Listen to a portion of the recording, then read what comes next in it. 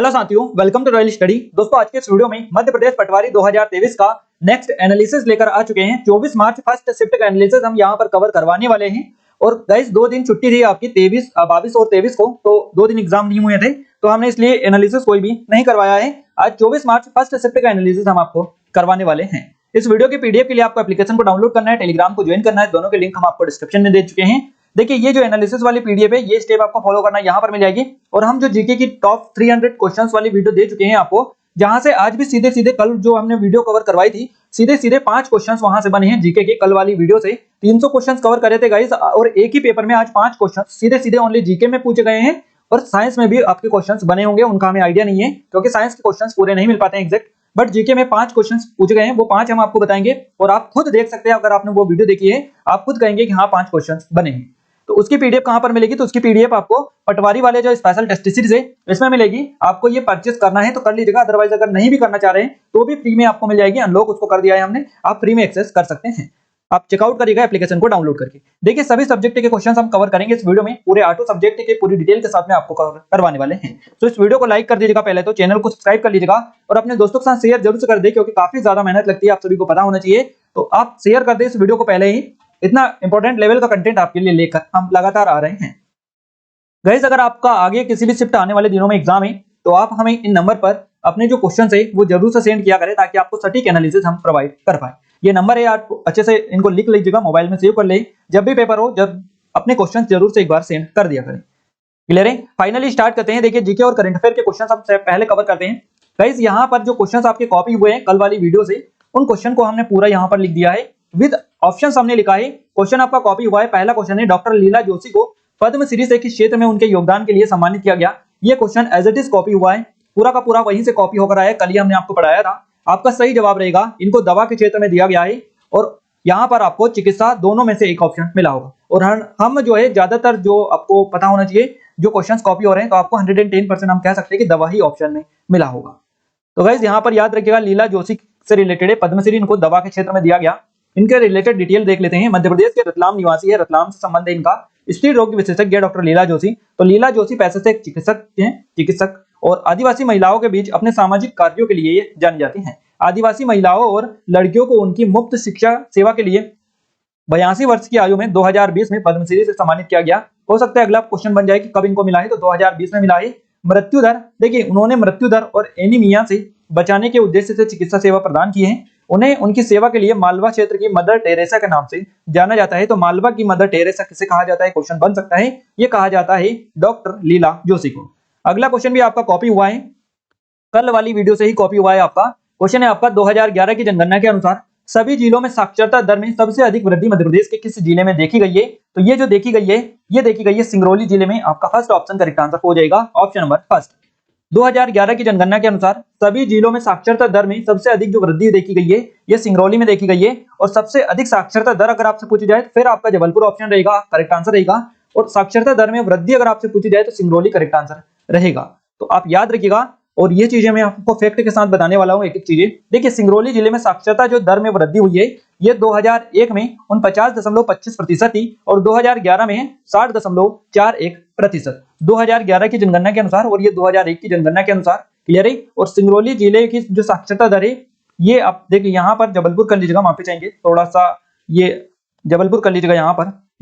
जबलपुर जिले में साक्षरता दर में जो वृद्धि हुई है, ये हम देखें तो 2001 में जबलपुर की जो साक्षरता दर थी, ये 75.69% थी। और 2011 में की जनगणना के अनुसार 81.1% हो गई, जो कि सर्वाधिक है। मध्य प्रदेश में सबसे ज्यादा साक्षरता दर यही है, जबलपुर की। तो देखिए, यहाँ से 5% की समथिंग वृद्धि हुई है जबलपुर में, और यहाँ पर काफी ज्यादा वृद्धि देखने को मिली है सिंगरौली में।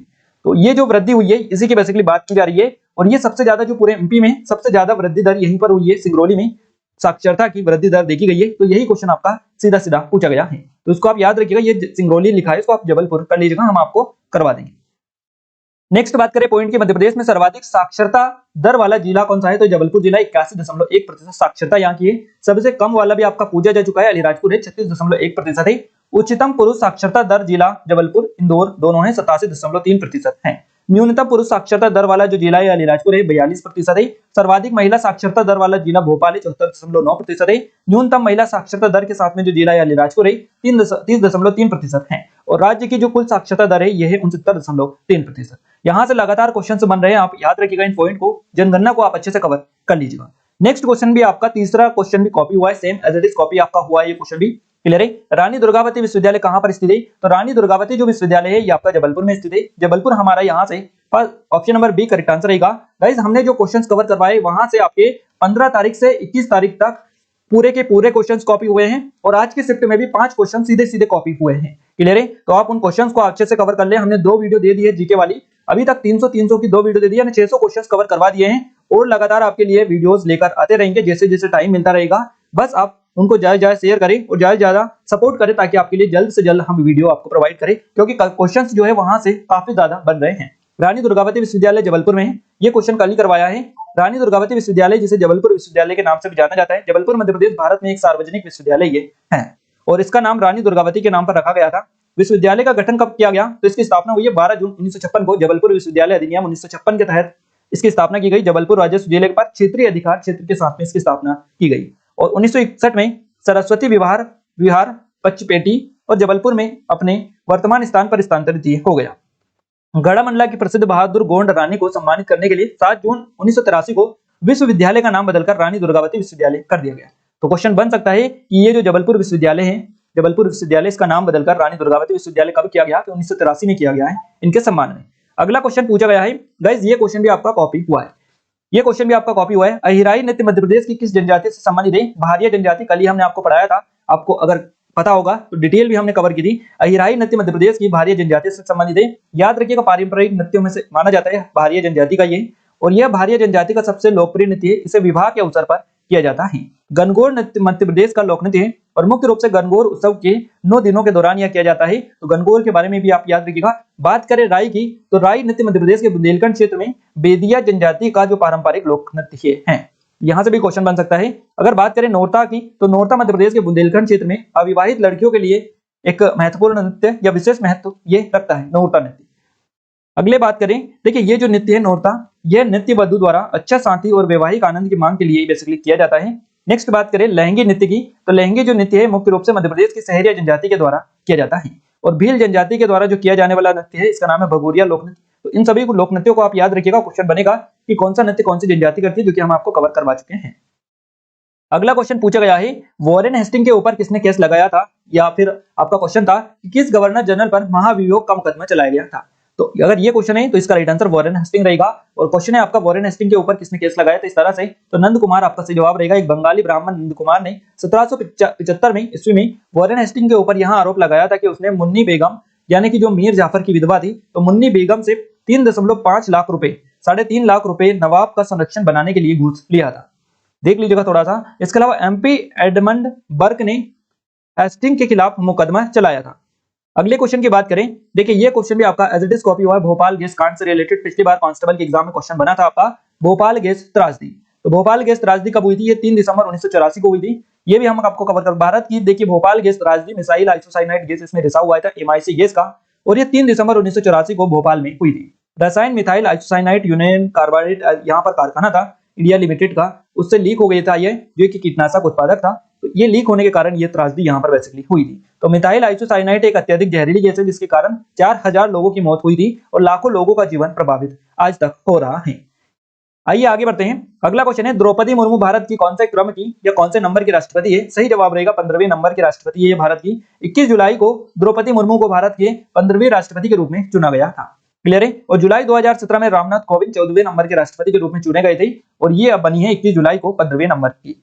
रामनाथ कोविंद 25 जुलाई से 2017 से 25 जुलाई 2022 तक रहे हैं भारत के राष्ट्रपति। अब ये हैं वर्तमान में द्रौपदी मुर्मू। द्रौपदी जो मुर्मू हैं ये भारत की संथाल जनजाति से संबंध रखती हैं और 5 साल का कार्यकाल पूरा करने वाली झारखंड की पहली राज्यपाल ये रह चुकी हैं। भारत के राष्ट्रपति पद के लिए नामित होने वाली किसी अनुसूचित जनजाति से संबंधित पहली व्यक्ति पुरुष या महिला ये हैं। तो याद रखिएगा अनुसूचित जनजाति से संबंधित पहली महिला है जो कि भारत के राष्ट्रपति पद के लिए ये नामित हुई है। नेक्स्ट पॉइंट है आपका 2015 से 21 तक झारखंड की 9वीं राज्यपाल के रूप में भी इन्होंने काम किया है। अगला क्वेश्चन पूछा गया है ओलंपिक संघ का मुख्यालय कहां पर है? देखिए ये क्वेश्चन भी आपका एज इट इज कॉपी हो सकता है, बट 110%। देखिए यहाँ पर हमें जो बच्चों ने बताया है ये एग्जैक्ट क्वेश्चन नहीं मिल पाया है ये वाला, नहीं तो हम आपको बता देते हैं क्वेश्चन कॉपी हुआ है क्या हुआ है। अगर आपसे ये पूछा है लुसाने स्विट्जरलैंड वाला अंतरराष्ट्रीय ओलंपिक समिति का मुख्यालय की, तो आपका 110% क्वेश्चन कॉपी हुआ है। इसके अलावा क्वेश्चन बनाया कि राष्ट्रीय ओलंपिक समिति का मुख्यालय कहां पर है, तो इसका जवाब आपका नई दिल्ली रहेगा, देख लीजिएगा। उन्होंने बताया कि भारत के फेवर में क्वेश्चन था, तो यही क्वेश्चन हो सकता है आपका राष्ट्रीय ओलंपिक समिति का मुख्यालय, तो नई दिल्ली में आपका ये रहेगा। राष्ट्रीय ओलंपिक समिति की स्थापना 1927 में हुई थी और राष्ट्रीय ओलंपिक समिति का मुख्यालय नई दिल्ली में है। अगर आपसे अंतरराष्ट्रीय का पूछा जाए कि अंतरराष्ट्रीय ओलंपिक समिति का मुख्यालय कहां पर है, तो ये आपका लुसाने स्विट्जरलैंड में है। 23 जून 1984 को स्थापित किया गया था अंतरराष्ट्रीय ओलंपिक समिति के एक गैर लाभकारी स्वतंत्र अंतरराष्ट्रीय संगठन भी बेसिकली ये है। तो स्विट्जरलैंड के लुसाने में स्थित है। ओलंपिक राजधानी पूरी तरह से निजी तौर पर वित्त पोषित है। अगला क्वेश्चन पूछा गया है देखिए अगला क्वेश्चन है ग्वालियर के किले को किस नाम से जाना जाता है, और वही इसका एक और फॉर्मेट है क्वेश्चन का कि भारत में किलो का रत्न किसे कहा जाता है। दो तरीके से क्वेश्चन आपका बनता है, दो तरीके हमने आपको दोनों ही यहाँ पर मेंशन कर दिए हैं, और ये भी आपका क्वेश्चन सीधा सीधा कॉपी हुआ है, सीधा सीधा क्वेश्चन कॉपी हुआ है। कांस्टेबल के एग्जाम में क्वेश्चन बना था कि किलो का रत्न किसे कहा जाता है। सही जवाब रहेगा ग्वालियर के किले को किलो का रत्न बोला जाता है, या फिर ग्वालियर के किले को किस नाम से जाना जाता है, तो इसको किलो का रत्न या जिब्राल्टर ऑफ इंडिया भी कहा जाता है। कई सारे नामों से इसको जाना जाता है, हम डिटेल में कवर कर रहे हैं। ग्वालियर के किले को इसकी बनावट के कारण किलो का रत्न भी कहा जाता है, और यहाँ किला भारत के बीचों बीच मध्य प्रदेश के ग्वालियर जिले के गोपांचल नामक छोटी सी पहाड़ी पर स्थित है। ग्वालियर के किले को भारत का जिब्राल्टर भी कहा जाता है, और इसे मुगल सम्राट था बाबर, इसने हिंद के किले के हार के में पर्ल के नाम से कहा है या संबोधित किया है। तो बाबर ने इसको हिंद के किलों में हार में पर्ल नाम दिया है, तो हिंद के किलों के हार में मोती, ये आप बेसिकली बोल सकते हैं। इसे 525 ईस्वी में बनाया गया था, और यहाँ भारत के सबसे बड़े किलों में से एक माना जाता है। इसे सूरज सेन ने बनवाया था, और मंदिर तेली का मंदिर वास्तुकला की द्रविड़ शैली में निर्मित सबसे प्रसिद्ध मंदिर है यहाँ पर इस किले में, और इस किले की जो ऊंचाई है यह 35 मीटर है। नेक्स्ट क्वेश्चन की ओर आगे बढ़ते हैं। अगला क्वेश्चन है 1987 में कनाडा में किस प्रोटोकॉल पर हस्ताक्षर किए गए थे, तो मॉन्ट्रियल प्रोटोकॉल था ये। देखिए ये क्वेश्चन हमने वहां पर भी कवर करवाया था, क्लियर है, पर ये इससे रिलेटेड ही था, सेम ये क्वेश्चन आपका नहीं था। क्वेश्चंस रिपीटेड हो रहे हैं और ज्यादातर क्वेश्चंस कॉपी हो रहे हैं, कुछ क्वेश्चंस उनसे रिलेटेड बन रहे हैं। तो 1987 में कनाडा में किस प्रोटोकॉल पर हस्ताक्षर हुए थे, मॉन्ट्रियल प्रोटोकॉल पर हुए थे। मॉन्ट्रियल प्रोटोकॉल पर कनाडा के मॉन्ट्रियल शहर में 16 सितंबर 1987 में 46 देशों ने हस्ताक्षर किए थे, जिसके अंतर्गत ओजोन परत को क्षीण करने वाले पदार्थों ओडीएस के उत्पादन एवं उत्सर्जन में कमी लाने का प्रयास करना और सीएफसीएस पर पूर्णतया प्रतिबंध लगाना शामिल था। मॉन्ट्रियल प्रोटोकॉल जो है 1987 में किया गया था, एक अंतरराष्ट्रीय समझौता था। मॉन्ट्रियल प्रोटोकॉल पर 197 देशों ने हस्ताक्षर किए थे। याद रखिएगा 197 देशों ने, 46 देशों ने उस टाइम पर जब ये हुआ था उस टाइम पर हस्ताक्षर कर दिए थे। और मॉन्ट्रियल प्रोटोकॉल याद रखिएगा 197 देशों ने हस्ताक्षर किए हैं अभी तक। और जो मॉन्ट्रियल प्रोटोकॉल है इसका उद्देश्य क्या है, तो चरणबद्ध तरीके से हाइड्रोक्लोरोफ्लोरोकार्बन का उपयोग समाप्त करना। नेक्स्ट क्वेश्चन की बात करें, अगला क्वेश्चन पूछा गया है राष्ट्रीय सूचना विज्ञान केंद्र यानी एनआईसी की स्थापना कब की गई थी। तो एनआईसी की जो स्थापना की गई है 1976 में की गई, आपको याद रखना है। राष्ट्रीय सूचना विज्ञान केंद्र एनआईसी की स्थापना 1976 में भारत सरकार द्वारा आयोग के तहत की गई, योजना आयोग के तहत। और अतिरिक्त सचिव स्वर्गीय डॉक्टर एन शेषगिरी इनका नाम है। तो भारत में एनआईसी नेट नामक एक नेटवर्क प्रणाली शुरू करने वाले पहले व्यक्ति ये थे। इलेक्ट्रॉनिक और सूचना प्रौद्योगिकी मंत्रालय के तहत राष्ट्रीय सूचना विज्ञान केंद्र एनआईसी भारत सरकार का एक प्रौद्योगिकी भागीदार है। एनआईसी का उद्देश्य क्या है, तो विकास के विभिन्न पहलुओं में केंद्र और राज्य सरकारों को प्रौद्योगिकी संचालित समाधान प्रदान करना इसका उद्देश्य है। अगला क्वेश्चन पूछा गया है चंद्रगुप्त ने कहां पर शासन किया था। सेम क्वेश्चन आपका कॉपी हुआ है। चंद्रगुप्त ने जो शासन किया था ये पाटलिपुत्र में किया था। चंद्रगुप्त मौर्य ने 25 वर्ष की आयु में सिंहासन पर बैठे थे और चंद्रगुप्त मौर्य ने नंदों को हराकर मौर्य साम्राज्य की स्थापना की थी। उसने अंतिम नंद शासक घनानंद को हराया था इन्होंने, चंद्रगुप्त मौर्य ने। और 322 ईसा पूर्व में पाटलिपुत्र पर इन्होंने कब्जा कर लिया था। तो इन्होंने जो शासन किया था ये पाटलिपुत्र में किया था। चंद्रगुप्त मौर्य को चाणक्य कौटिल्य के नाम से बुद्धिमान व्यक्ति द्वारा समर्थित किया गया था। अगली क्वेश्चन की बात करें, देखिए यहाँ पर आप बात करें नेक्स्ट पॉइंट की, 305 ईसा पूर्व में चंद्रगुप्त मौर्य ने सेल्यूकस निकेटर को हराया था। ये भी आपको पॉइंट याद रखना है। और ग्रीक राजदूत मेगास्थनीज ने चंद्रगुप्त मौर्य के शासनकाल के दौरान भारत का दौरा किया था। चंद्रगुप्त मौर्य के शासनकाल में पूरा उत्तर भारत एकजुट था और उन्होंने जैन धर्म अपनाया और भद्रबाहु के साथ श्रवण बेलगोला में चले गए। ये पूरी डिटेल इनके बारे में याद रखिएगा, क्वेश्चन इनसे लगातार बन रहे हैं। अगला क्वेश्चन है मुक्तागिरी में कितने मंदिर है। मुक्तागिरी क्वेश्चन आपका कॉपी हुआ है गाइस, क्वेश्चन कॉपी हुआ है आपका, सीधे सीधे कितने क्वेश्चंस पूछे गए हैं गाइस। अभी तक हमने आपको 600 क्वेश्चंस कवर करवाए हैं। आप मान के चलिएगा कितने ज्यादा क्वेश्चंस कांस्टेबल में बने थे, तो वहीं से क्वेश्चंस लगातार आए हैं। बट ये क्वेश्चन अभी तक हमने आपको कवर नहीं करवाया, वहीं से आया है, क्लियर है। कांस्टेबल की एग्जाम से पूरी की पूरी आप पूरे पेपर अगर आपके पास है तो आप चेकआउट कर सकते हैं, क्वेश्चंस वहीं से आ रहे हैं। मुक्तागिरी में कितने मंदिर है? 52 मंदिर है मुक्तागिरी में। बैतूल जिले में स्थित है, जैन धर्म तीर्थ स्थल है ये मुक्तागिरी, और अपनी सुंदरता, रमणीयता, धार्मिक प्रभाव के कारण लोगों के बीच ये आकर्षित है। इस स्थान पर दिगंबर जैन संप्रदाय के 52 मंदिर देखने को मिलते हैं। इसके अलावा और भी कुछ जैन धर्म से रिलेटेड मंदिर है, जैन या फिर अलग अलग धर्म से, उनको भी हम कवर करवा देते हैं, क्योंकि यहाँ से सोनागिरी भी आपका पूछे जा चुका है और भी पूछे गए हैं। बात करें देखिए पावागिरी की, तो पावागिरी जो कि खरगोन जिले में स्थित है और दिगंबर जैनों का स्थल है, 90 जैन मंदिर यहाँ पर देखने को मिलते हैं।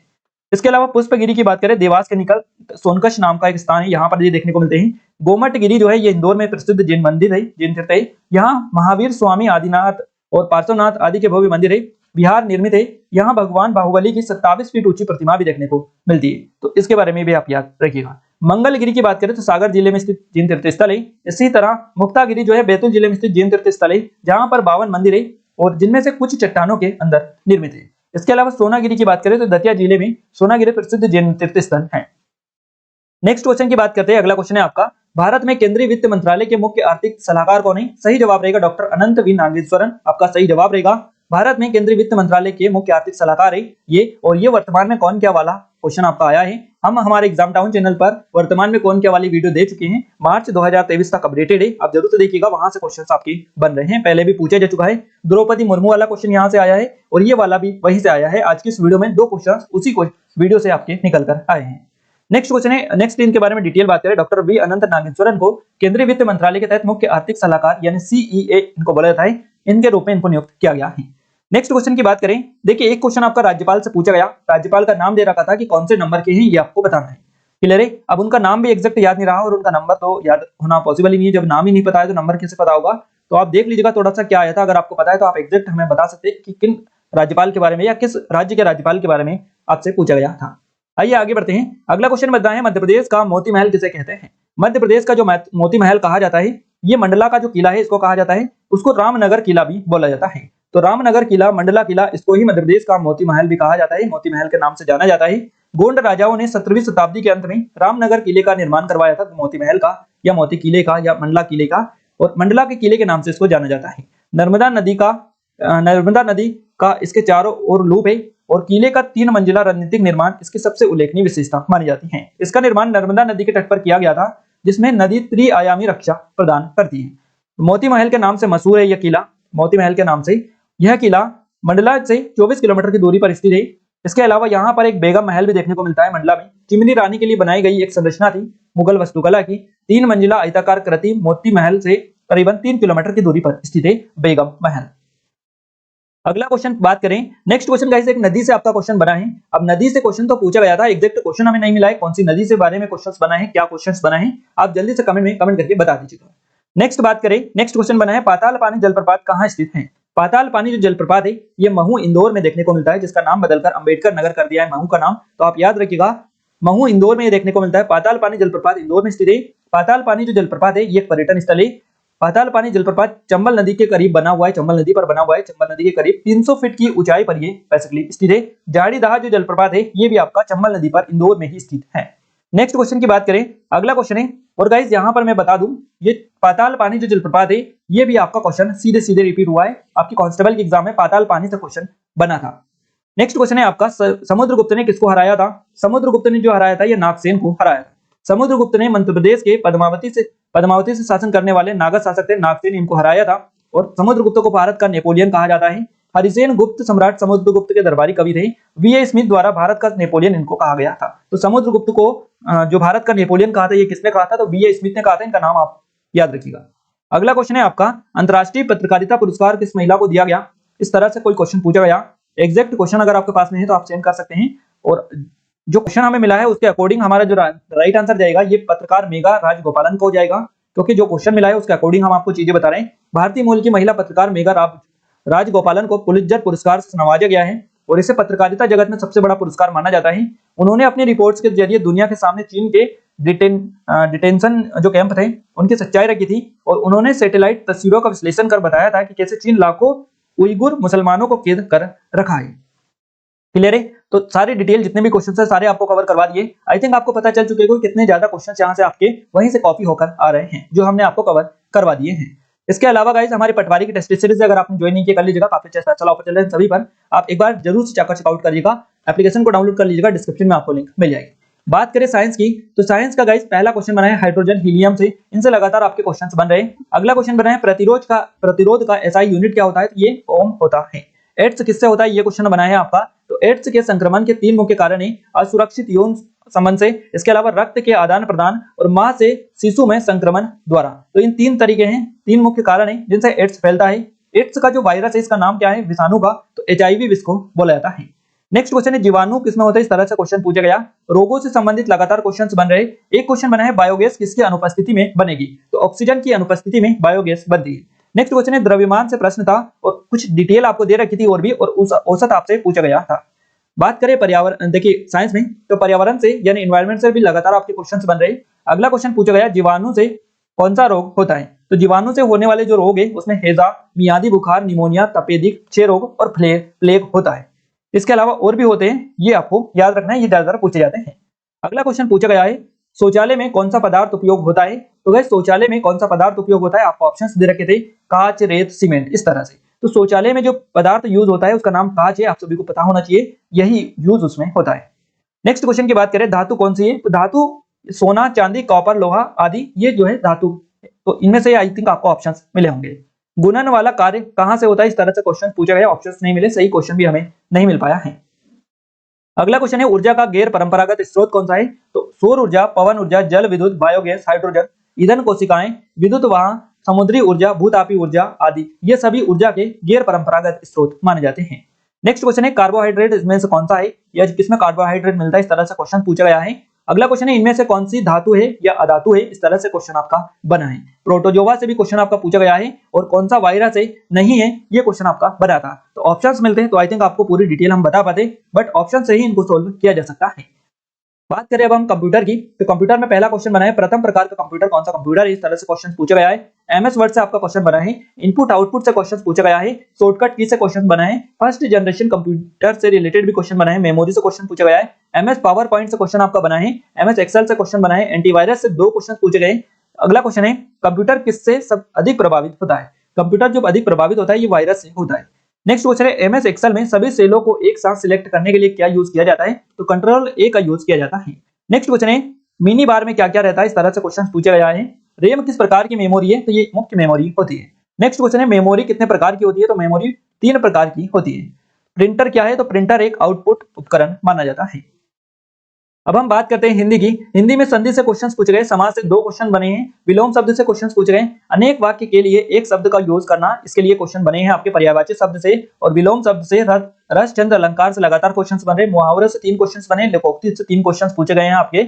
उत्प्रेक्षा अलंकार से क्वेश्चन आपके पूछे गए हैं। समुद्र का पर्यायवाची आपसे पूछा था क्या होता है, सागर, पयोधी, पदयिधि, जिसको पारावार, नदी, जलधि, वारिद और नीर निधि, इन सभी नामों से बेसिकली जाना जाता है, या फिर इनके पर्यायवाची नाम है पर्यायवाची समुद्र का। तो आप देख लीजिएगा, यहीं से आपको 1-2 मिले होंगे।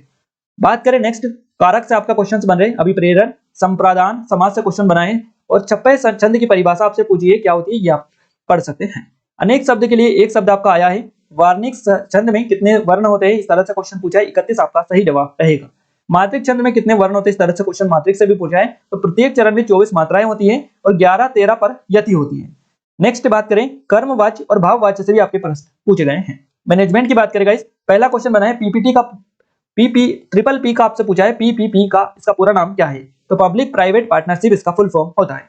नेक्स्ट क्वेश्चन है कथन से रिलेटेड क्वेश्चंस बने, परिभाषा से रिलेटेड। इसके अलावा स्टाफिंग से क्वेश्चंस पूछे गए, नियोजन से क्वेश्चंस बन रहे, समन्वय से क्वेश्चंस पूछे गए, मार्केटिंग से, नियंत्रण यानी कंट्रोलिंग से क्वेश्चंस बने, विपणन प्रबंध से क्वेश्चंस बने, प्रबंध से प्रश्न पूछे गए हैं, इकोनॉमिक्स से भी रिलेटेड क्वेश्चंस बने, परिभाषाओं से क्वेश्चंस पूछे गए, मार्केटिंग से क्वेश्चंस पूछे गए, उपभोक्ता से और संगठन से। इन सभी टॉपिक्स आपके एग्जाम में लगातार क्वेश्चंस बन रहे हैं। बात करें इंग्लिश में, तो इंग्लिश में वन वर्ड सब्स्टिट्यूशन से क्वेश्चंस पूछे गए, सेंटेंस करेक्शन से क्वेश्चंस बने, सिनोनियम से क्वेश्चंस पूछे गए, मिस स्पेल्ड वर्ड से क्वेश्चंस आपके बने हैं, एक्टिव पैसिव वॉइस से क्वेश्चंस बने, वोकैबुलरी से क्वेश्चन बने हैं आपके, डायरेक्ट इनडायरेक्ट स्पीच से क्वेश्चंस बने, फिल इन द ब्लैंक से क्वेश्चंस पूछे गए हैं, एरर से आपके क्वेश्चंस बने और एनोनियम से क्वेश्चन आपके पूछे गए हैं। नेक्स्ट बात करें मैथ्स की, तो मैथ्स में अनुपात समानुपात से क्वेश्चंस पूछे गए हैं, समय और दूरी से क्वेश्चंस बने हैं, क्षेत्र मिति से, देखिए समय दूरी से 2 क्वेश्चंस बने, क्षेत्र मिति 2D 3D दोनों आई थी, प्रायिकता से क्वेश्चंस पूछे गए, प्रतिशत यानी परसेंटेज से भी क्वेश्चंस बने हैं।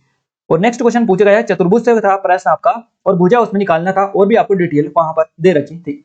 औसत से क्वेश्चन पूछा गया है, आयु से क्वेश्चन बने, सरलीकरण से 4 से 5 क्वेश्चन बने, ऊंचाई और दूरी से क्वेश्चन बने, लाभ हानि से 2 क्वेश्चन पूछे गए, बोर्ड मास से क्वेश्चन बने, समय चाल दूरी से क्वेश्चन बने, पाई चार्ट से 2 क्वेश्चन पूछे गए, ज्यामिति से क्वेश्चन बन रहे हैं आपके, एसआईसीआई से बन रहे, संख्या पद्धति से भी क्वेश्चन आपके बने हैं। रीजनिंग में बात करें 5 से 1 क्वेश्चन बनाए, अगली आकृति कौन सी होगी तो आकृति से क्वेश्चन आपके बने, मिसिंग नंबर से क्वेश्चन बनाए, रक्त संबंध से क्वेश्चन बनाए, सिलोजिज्म से क्वेश्चन पूछे गए, कोडिंग डिकोडिंग आपकी आ रही है। इसके अलावा रैंकिंग से क्वेश्चन पूछा गया है, क्रम व्यवस्था से 3 क्वेश्चंस बने, दिशा निर्देशन से क्वेश्चंस बने, आकर्षित से 2 क्वेश्चंस बने, वेन डायग्राम से क्वेश्चंस बने, कथन और निष्कर्ष से भी क्वेश्चंस पूछे गए हैं।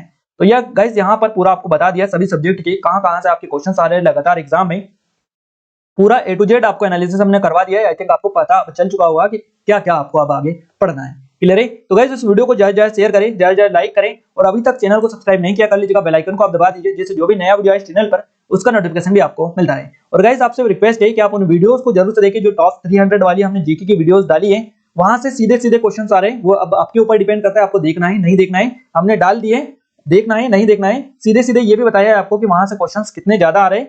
क्लियर है? तो आप अपने अकॉर्डिंग आप देख लीजिएगा जो भी आपको करना है। पटवारी की टेस्ट सीरीज है स्पेशल, जेल प्रहरी फॉरेस्ट गार्ड की, इसके अलावा सब इंस्पेक्टर की, ये हमारी पीएससी की स्पेशल टेस्ट सीरीज है, ये एमपीजी की करंट अफेयर की ईबुक है 2023 की, ये 22 की, इन सभी की लिंक डिस्क्रिप्शन में दे रखी है। आप एप्लीकेशन को डाउनलोड करके सभी के डेमो फ्री ऑफ कॉस्ट है चेकआउट कर सकते हैं। इस वीडियो की पीडीएफ के लिए आप टेलीग्राम को ज्वाइन कर लीजिएगा, एप्लीकेशन को डाउनलोड कर लीजिएगा, दोनों की लिंक आपको डिस्क्रिप्शन में मिल जाएगी। ये स्टेप जो 3 स्टेप है ये फॉलो करते ही आपको पीडीएफ मिल जाएगी।